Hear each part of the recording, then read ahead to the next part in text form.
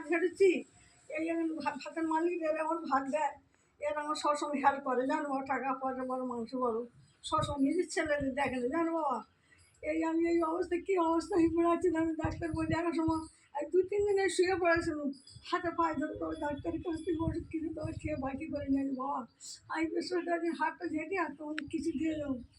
আমি খুব দুঃখের মধ্যে আছি গো বাবা, ছেলেরা কেউ দেখে নেই। গাইস আপনারা দেখা পাচ্ছ এর আগে অনেক চ্যালেঞ্জ করে সব নিয়ে সব কিছু দেয়নি, কিচ্ছু দেয়নি, কিছু দেয়নি, 3-4 ভিডিও করছি দেবো করে কেউ কিছু দেয়নি, বড় বড় সব কেউ কিছু দেয়নি, জানো। ওই আখির বেটা বলছি, আখির বেটা ওই আজকে লোক তোমার ফোনে করেছে, একটা পয়সা আমার তাই দেয়নি, দেবো করে, জানো।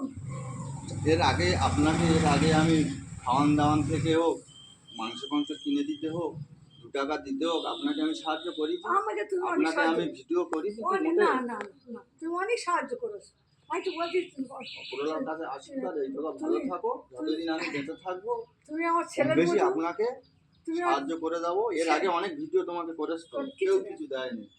আপনারা তো গাড়ি দেখুন এসব, তুমি আমার অনেক সাহায্য করেছো বাবা, আমি বলতে পারবো না বাবা, কালকে খেয়ে আজকে ভুলে যাবো, উপরওয়ালা সেটা নেবে না, সেটা উপরওয়ালা কোনো দিন নেবে না, আর তাতে দয়া করবে না, জানো আমি মিথ্যা বলি কেন, কী হবে কি, আজ মানে কালকে মরে যাও, কী দরকার কী বাবা।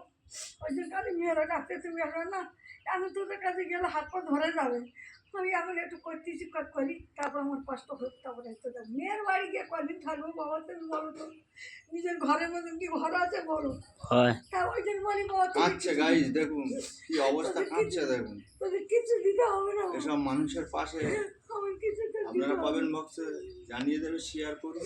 কেউ যদি সাহায্য করতে চাও কমেন্ট বক্সে সাহায্য করবেন, আমাদেরকে জানিয়ে দেবেন।